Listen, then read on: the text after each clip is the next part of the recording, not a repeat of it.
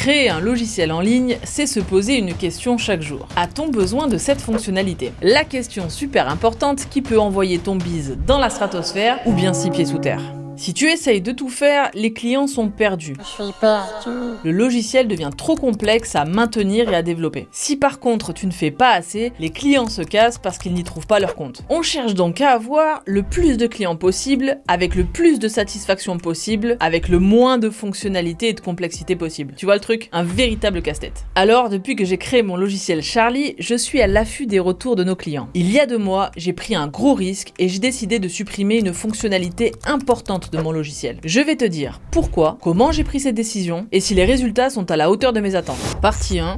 Pourquoi? Tout d'abord, je dois t'expliquer ce que fait mon entreprise. Mon entreprise s'appelle Get-In-Shoot et on est éditeur de logiciels. C'est-à-dire qu'à partir d'un problème, on construit un logiciel de A à Z pour le résoudre. Et mon logiciel le plus connu, c'est Charlie. Charlie, c'est un logiciel qui t'aide à aller chercher les témoignages de tes clients en vidéo. À l'origine, Charlie était composé de 3 fonctionnalités principales. La première, c'était d'envoyer automatiquement des demandes de témoignages à tes clients. La deuxième, c'est notre enregistreur en ligne qui permet très facilement de se filmer depuis son téléphone ou son ordinateur. Et la troisième, c'est notre système qui permet de faire un montage automatique du témoignage de ton client et ce montage est prêt à diffuser pour les réseaux sociaux. Cela permet de simplifier grandement toutes les étapes qui permettent d'aller chercher un témoignage vidéo, aussi bien pour mon client que pour le client de mon client. J'ai voulu supprimer la première fonctionnalité, celle de l'envoi automatique de demandes d'avis, parce qu'en fait je me suis rendu compte que ce n'était pas mon métier. Cette première fonctionnalité était importante puisqu'elle consistait à envoyer les emails à la place de notre client. Et même si cette fonctionnalité avait le mérite de plaire à nos clients, il y avait d'énormes risques. Le premier, c'est la délivrabilité. C'était très compliqué pour nous d'arriver à tomber directement dans la messagerie du client final. Beaucoup de gens étaient méfiants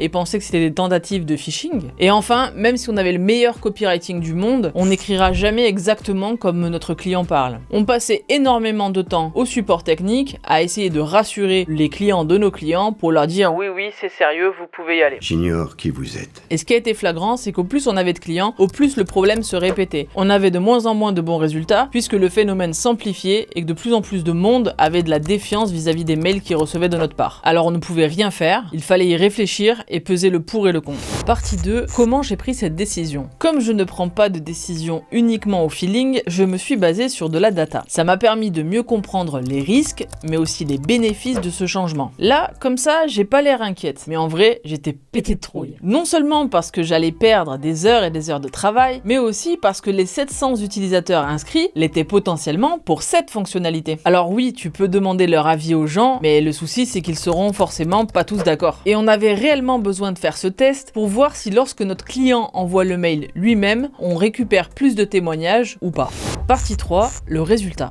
Et heureusement, pour l'instant, les résultats sont plutôt bons. Nous n'avons pas eu plus d'abandon du logiciel qu'avec la version d'avant. Nous avons beaucoup moins de messages au support technique. Évidemment, il y a eu quelques plaintes, mais rien de trop négatif. Mais le plus important dans tout ça, c'est de savoir si le taux de conversion pour obtenir un témoignage vidéo est meilleur. Et le bilan est très positif là-dessus. On a raccourci le délai moyen pour obtenir un témoignage vidéo et on récupère plus de témoignages vidéo qu'avant. Donc en gros, on fait mieux notre métier quoi. Maintenant, tout ça ne veut pas dire qu'on est parti sur la lune. Gérer une entreprise, c'est pas que satisfaire des clients, c'est aussi gérer l'argent correctement. Je te donne ma méthode dans cette vidéo.